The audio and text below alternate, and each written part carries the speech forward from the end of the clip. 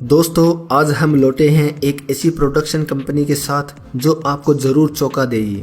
आप सभी को पटाखे काफी पसंद होंगे और आप में से कई सारे लोग उन्हें दिवाली में फोड़ते भी होंगे। क्या आप जानते हैं कि आखिर उन्हें बनाया कैसे जाता है? आज हम आपको ये दिखाएंगे कि ये पटाखे आखिर बनाए कैसे जाते हैं। आइए सबसे पहले हम आपको सिखाते हैं कि फुलझड़ी कैसे बनाई जाती है। दोस्तों, फुलझड़ी सबसे आम पटाखों में से एक है जिसे बच्चों से लेकर बूढ़ों तक उनके साथ हर कोई खेलता है। तो चलिए जानते हैं कि वो आखिर बनाई कैसे जाती है। सबसे पहले एक बड़ी लकड़ी में तांबे के तारों को घुसाया जाता है।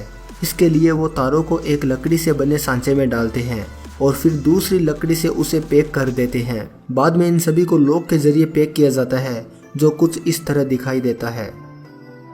अब इन तारों को एक खास तरह के पेस्ट में डुबाया जाता है जिसके कारण ये फुलझड़ियाँ इतने अच्छे से जल पाती है। इस पेस्ट में डुबाने के बाद जब ये सूख जाता है तो फिर से इन्हें इस पेस्ट में डुबाया जाता है ताकि वो मोटा हो सके। अब अच्छे से मोटा होने के बाद इनके ऊपर मैग्नीशियम का पाउडर डाला जाता है। इसको सूखने के लिए कम से कम 2 से 3 दिन का समय लगता है। ये वही पाउडर है जो जलने के बाद कुछ इस तरह जलता है। अब इन्हें निकाल कर एक जगह इकट्ठा किया जाता है। इनकी साइज कुछ सेंटीमीटर से लेकर 1 फुट तक हो सकती है। फिर इसके बाद इनको गिनकर कार्डबोर्ड में पैक किया जाता है। दोस्तों, अब हम आपको बताते हैं कि सूतली बम कैसे तैयार किया जाता है। दोस्तों, ये पटाखा उन पटाखों में से एक है जो फूटने के बाद सबसे तेज आवाज करता है। आप में से ज्यादातर लोगों ने इसे जरूर फोड़ा होगा। तो चलिए जानते हैं कि आखिर इन्हें बनाया कैसे जाता है। सबसे पहले इन कार्डबोर्ड के बॉक्सेस में बारूद को भरा जाता है। फिर इसके बाद इसके ऊपर सूतली को बांधा जाता है। जब अंदर का बारूद जलकर बाहर निकलने की कोशिश करते हैं तब यही सूतली अंदर प्रेशर क्रिएट करती है। उससे काफी जोर से धमाका होता है। इसीलिए इस पटाखे का नाम सूतली बम पड़ा है। सूतली बांधने के बाद इन्हें कुछ समय के लिए सूखने के लिए रखा जाता है। फिर इसके बाद इन पर हरा रंग चढ़ाया जाता है। ये कलर कुछ ही घंटों में सूख जाता है।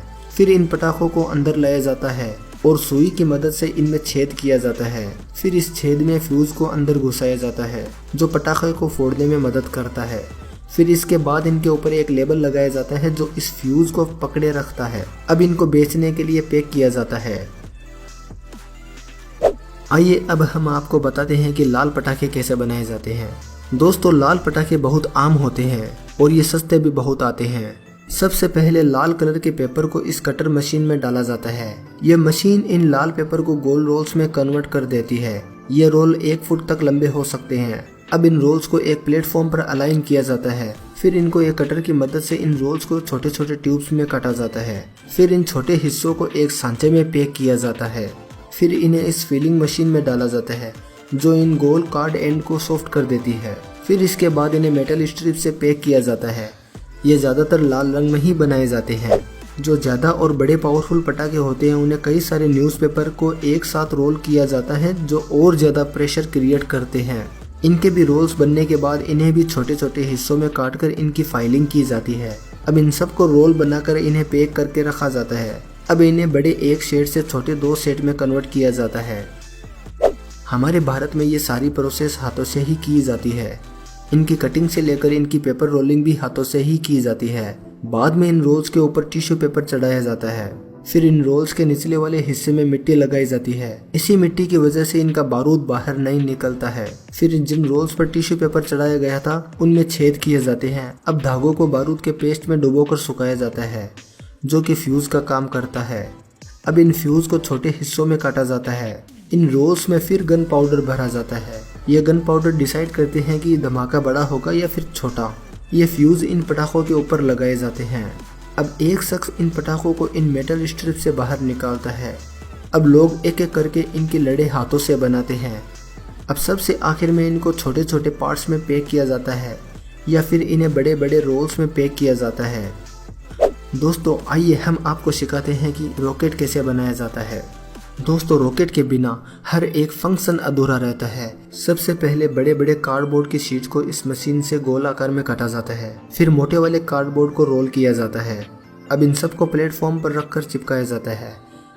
अब इन ट्यूब्स को एक रस्सी से बांधा जाता है। बांधने के बाद अब इनमें स्टिक्स लगाई जाती है। फिर इनको बांधने के बाद इन पर मिट्टी डाली जाती है। अब एक प्रेसिंग मशीन के जरिए इनको सील किया जाता है। अब इन रोल्स में छेद किए जाते हैं। छेद किए जाने के बाद अब इनमें फ्यूज डाला जाता है। फ्यूज डालने के बाद इनको 30 से 40 के सेट में इनको अलाइन किया जाता है। अब इन सब में ऊपर से बारूद डाला जाता है। पहले कटे हुए कार्डबोर्ड को इनमें डाला जाता है। अब इनके ऊपर फिर से बारूद डाला जाता है, जिसे हम डबल शॉट कहते हैं। एक रॉकेट को पावर देकर उड़ाने के लिए और दूसरा ऊपर फूटने के लिए। अब इन्हें पैक किया जाता है और बेचने के लिए आगे भेज दिया जाता है। दोस्तों, ये वीडियो आपको कैसा लगा हमें कमेंट बॉक्स में ज़रूर बताइएगा। दोस्तों, वीडियो को लाइक और शेयर करना बिल्कुल ना भूलें।